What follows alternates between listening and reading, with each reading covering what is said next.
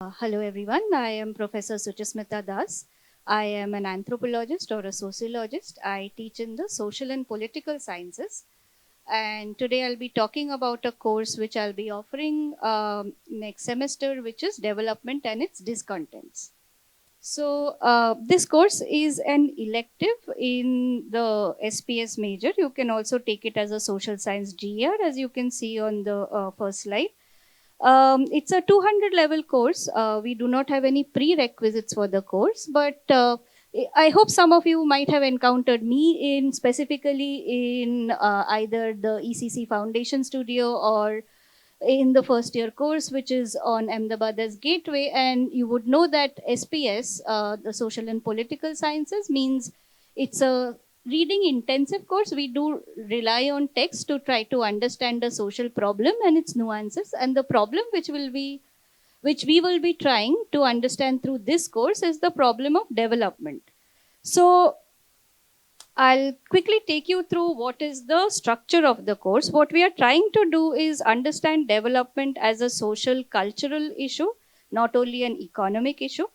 Firstly, so then why do we need to understand development from a cultural perspective is something we'll begin the course with. Why is it? How do people who are targets of development, how do they think about that from their respective cultural locations? The same program would not work in urban area in Maharashtra and a rural area in UP, for example. So why do we need to think of culture, and how do we then approach it as a sociological, as an anthropological problem?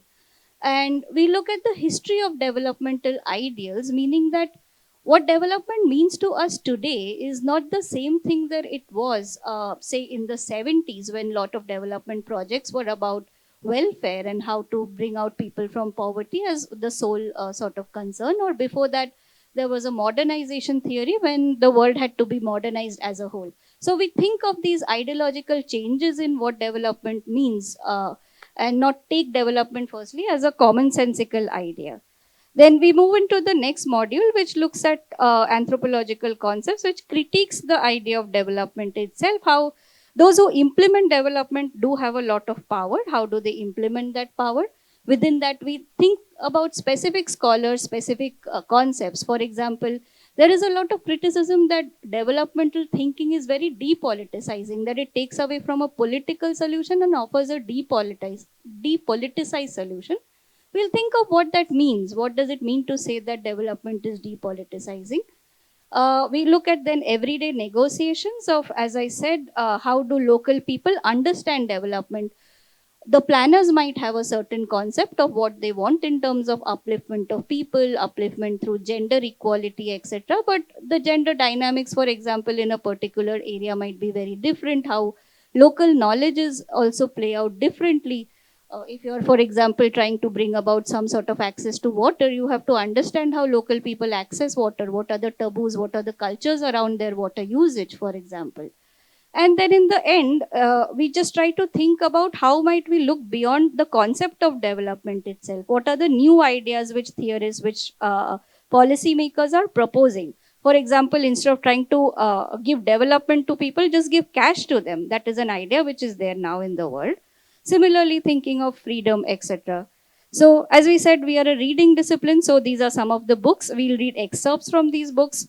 In exciting texts from which we will learn different things. For example, how aid workers in India, how development workers in India, the way they write their policies is so important to whether something succeeds or fails. We look, for example, at this book on Tibet, which talks about how China makes Tibet a project of development. Then, how do the Tibetans themselves feel about it? Because often they're characterized in Chinese discourse, Chinese thought as very backward. So, how do they deal with that backward identity which is given to them? Some of you might know Amartya Sen. So, when he talks about development as freedom, how do we think of freedom as a concept which takes us beyond the idea of development? So, various texts like this, mainly from India, but we do think of other developing countries. As you can see, we think of Tibet. Sometimes we look at Latin America. So, we go all over the world in this course. So the main objective of this course is to understand, as we said, different developmental ideologies, to understand how development is a historical contingent process. students begin to understand that vulnerable social groups who are targets of development, how they think about these interventions, and therefore think comprehensively about why development projects fail or succeed, not to take failure and success as a given, but to think critically of what does it mean for development to be a success or failure.